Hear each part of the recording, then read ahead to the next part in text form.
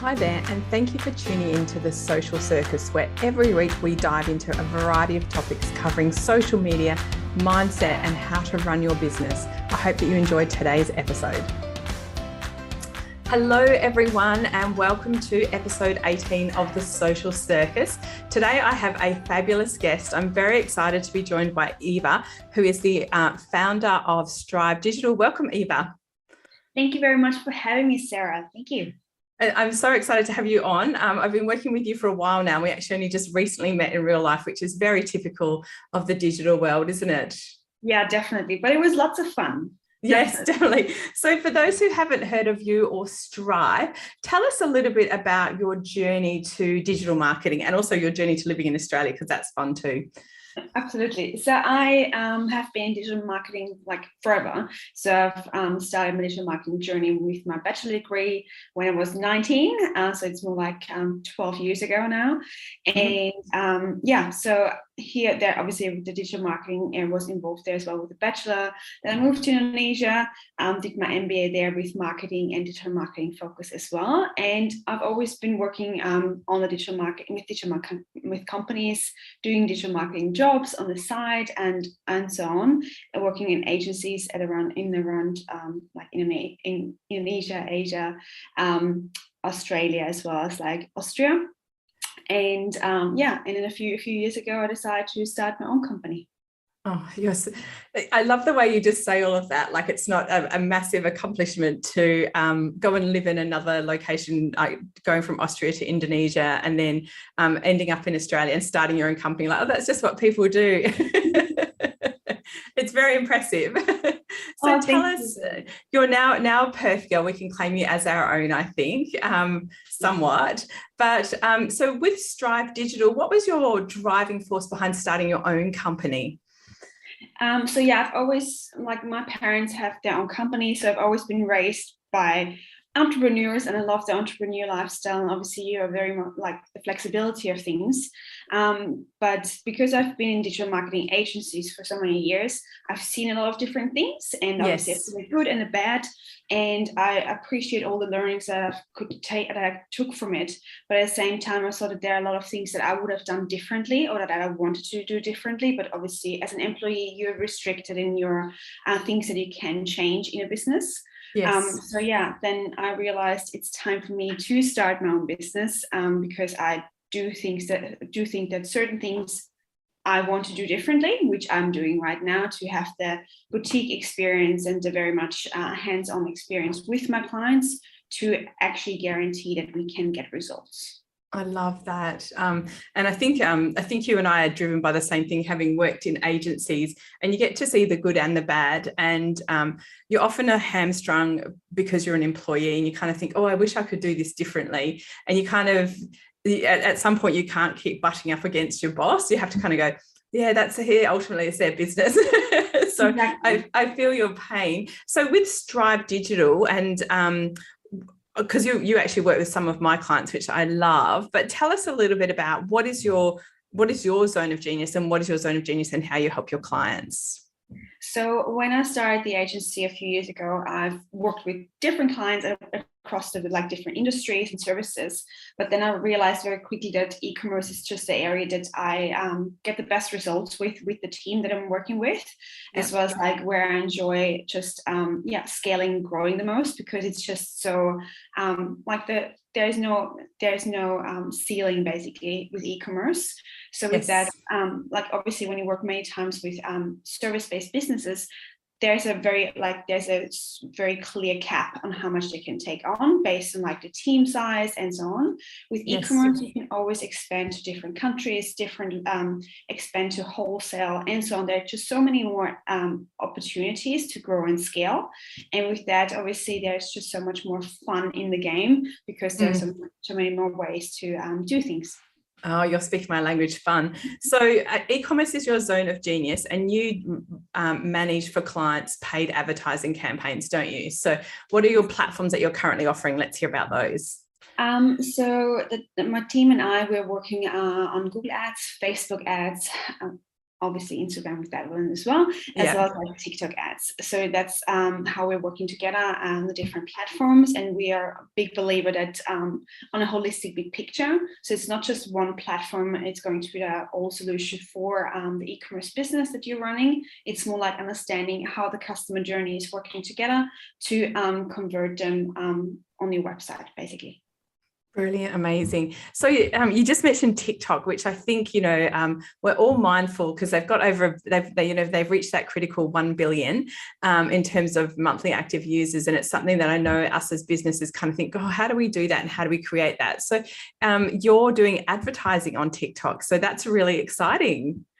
It's definitely a new platform, so like there are so many opportunities there because it's cheaper when it comes to like CPMs, the cost of 1,000 impressions, or like the cost per click and so on. So there is a lot of opportunity on that platform, especially because it seems like many people are moving from Instagram or Facebook to the new platform because of personal preferences, or just because it's a little bit of a political side of things as well.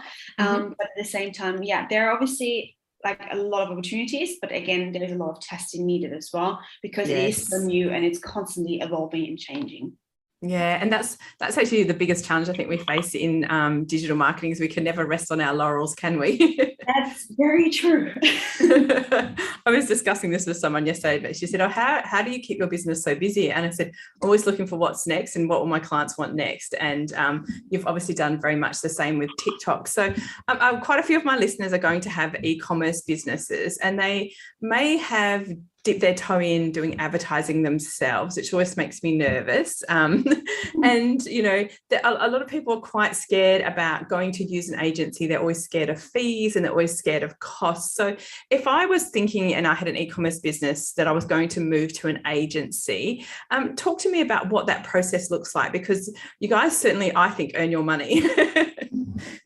Thank you very much. So like for me, like what I recommend for everyone, if they're working with us or not, it's just that they know their numbers, because very often what I could see with other agencies as well is that if you're going to an agency that might have not the best values or best interests at heart, they just want to get you on board, and it doesn't matter if you're the right fit or not.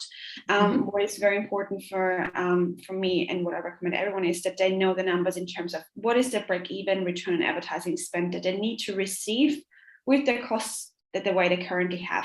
Obviously, you need to make sure you also include the agency fee if you're working with an agency, to keep in mind that it's still going to be profitable for you moving forward as well. So really understand your numbers, where you currently stand and where you want to go. So you're not going to have the situation where you feel like, well, that agency totally just promised me the world, and at the end of the day, we didn't get any results, because there is still responsibility on both ends. So you need to make sure you're covered with your responsibility of knowing your due diligence of your numbers in order to make the right decision to choose the right agency for you as well. Oh, you're talking my language. I'm such a numbers girl, and I love my spreadsheets. Yeah, I have very detailed spreadsheets for my own Facebook ads, because I manage my own ads, but I'm not in e-commerce.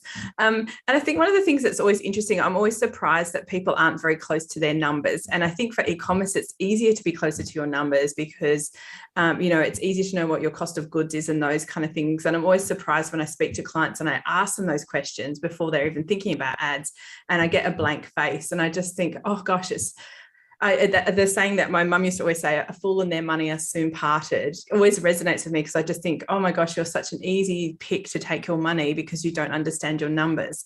Now, I know, having worked with you, Eva, you guys do an amazing job of that kind of projection on how the ads are going to perform. So most agencies allow 2 to 3 months for testing. So what does testing actually involve with ads? So obviously you need to make sure at the very beginning, when you start advertising, you understand, again, your numbers, as well as like you understand your customer avatar, so who you actually want to talk to. So if you start very like fresh, you've dabbled around with like the organic side of things, so you've seen like what people are engaging with, what kind of content you're presenting, and so on. The same kind of thing is going to the ads, because you need to make sure you're actually testing what kind of different creatives resonate with people that you target with your ads, as well as like what kind of different content and so on. So it definitely needs some time to do some testing to get to the right people and to the right audience, and from there basically we can make projections. For example, with one client that we're having in the US, we have very clear projections based on like past performance. What is the return on advertising spend we're predicting to have in a few weeks, few months time, based on like the learnings that we've drawn so far, as well as like the incremental increase in advertising spend. So this is why it helps the company to make sure they can predict their spend moving forward, and they can predict the return that they will receive, because ultimately we take the learnings as we go, and with that we can basically make the decision moving forward. What is the right investment? What is the right decision in terms of marketing spend for that particular client? Because we can compare different platforms with each other. Amazing.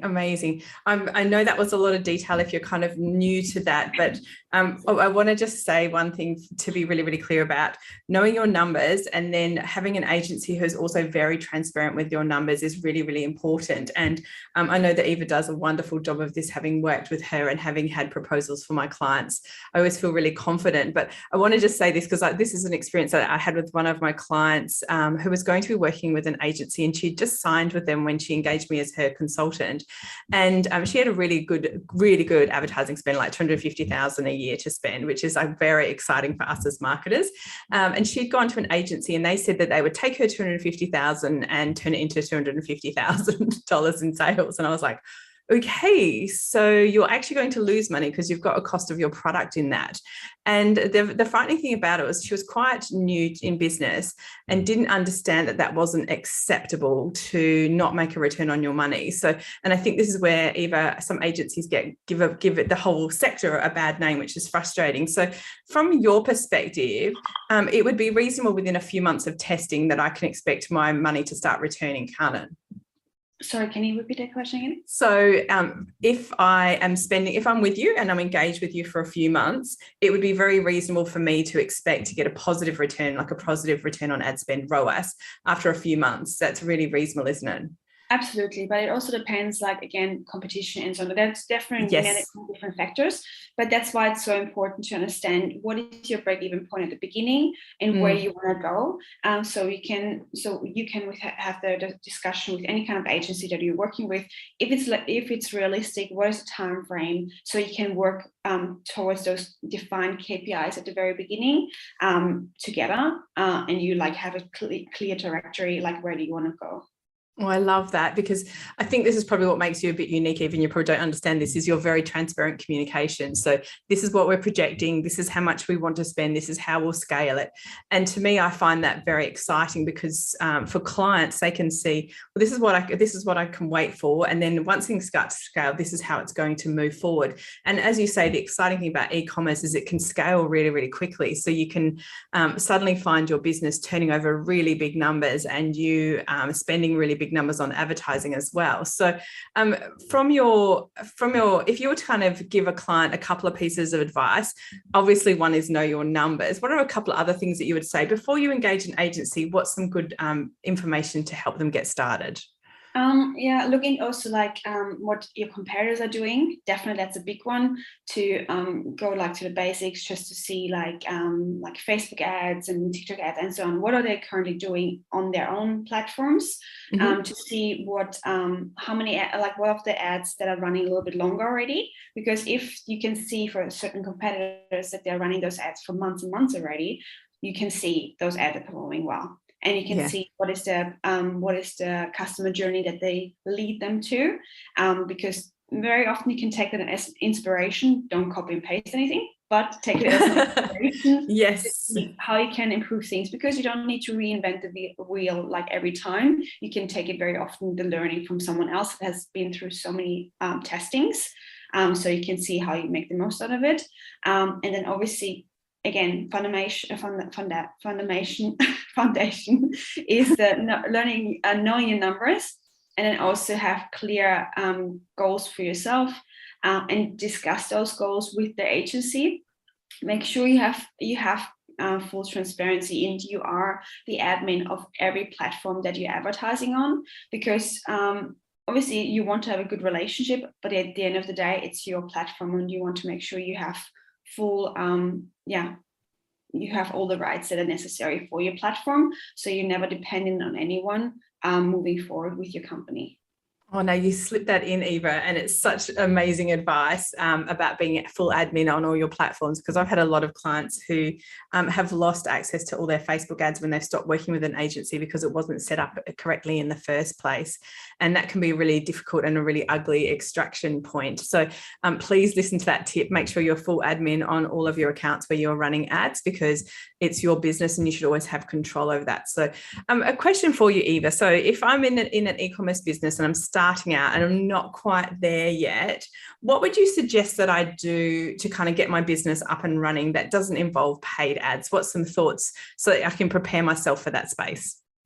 If you are just starting out with your e-commerce business, obviously organic reach is like really important. Make sure you're building that authority and a social proof. And if you're like at the very beginning, just make sure you even give your products for free to some people just to get some reviews on your website and get some testimonials, because again, that social proof is so important. Make sure you're testing your website, you're understanding what are those numbers mean on your website. There are so many really good YouTube channels where you can educate yourself of like, what are the best and necessary Shopify apps to have, as well as like how to dabble into Facebook ads or just the organic side of things.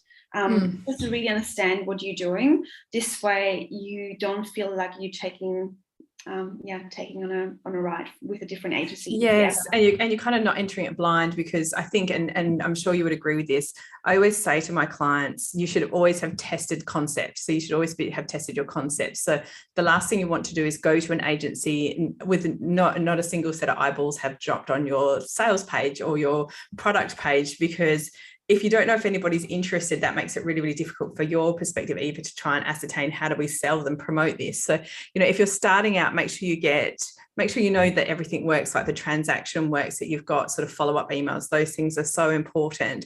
And I always say this to people is Facebook and all those platforms will always happily take your money, and it can feel easy, but if you're taking your money to test your checkout, to test your copy and all that, to me, that's a waste of your money, that you should try and do that organically. And I always say to people, try and get some business through and then test how things are going and then run it at paid advertising. Exactly. So even if we like a few years ago when we took like also smaller clients in terms of e-commerce spend, we always made sure that they have at least sold a few products, because this way there needs to be a proven concept that the product is actually viable in the market. So you're not you're not just selling something that no one wants to sell through ads, because that's just a waste of the client's time, client's money, as well as like our time and our money as well here. So you want to make sure there's a proven concept behind it. And also, e-commerce, e-commerce, educate yourself what are the moving parts in the e-commerce ecosystem. Because ad is just one little part of it, but there's like once you send traffic to your website, you want to make sure there's going to be, as you mentioned before, the follow-up emails, the abandoned cart sequence, and all of those things. Email marketing is so important, which I never thought a few years ago that it's so important.